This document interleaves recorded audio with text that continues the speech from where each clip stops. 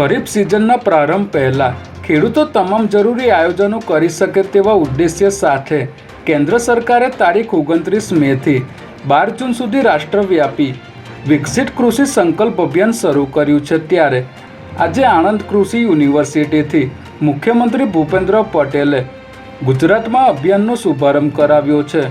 ગુજરાતના તમામ જિલ્લાઓમાં કુલ મળીને 2951 સ્થળોએ આ અભિયાન હેઠળ વિવિધ કાર્યક્રમો યોજવામાં આવશે, જેમાં કૃષિ વૈજ્ઞાનિકોની ટીમ ખેડૂતો સાથે સીધો સંવાદ કરશે। ખેડૂતોને તેમની કૃષિ સમસ્યાઓના ઉકેલ મળે તેમજ તેમને કૃષિની નવી ટેકનોલોજી અંગે જાણકારી મળે તેવા પ્રયાસો કરવામાં આવશે।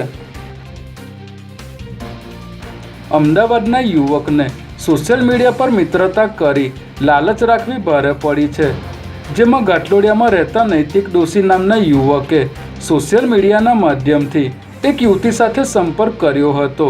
ત્યારબાદ આ યુવતીએ દુબઈથી સસ્તામાં આઈફોન લઈ આપવાની લાલચ આપી યુવક પાસેથી ટુકડે મોબાઈલ, લેપટોપ અને કરિયાણા સહિતની અલગ અલગ ખરીદી કરાવી હતી, જે પેટે યુવકે કુલ 1.66 લાખ રૂપિયા ચૂકવ્યા હતા, પરંતુ યુવતીએ યુવકને આઈફોન આપ્યા ન હતા, જેથી છેતરપિંડીની જાણ થતાં યુવકે સોલા પોલીસ સ્ટેશનમાં ફરિયાદ નોંધાવતા પોલીસે તપાસ શરૂ કરી છે।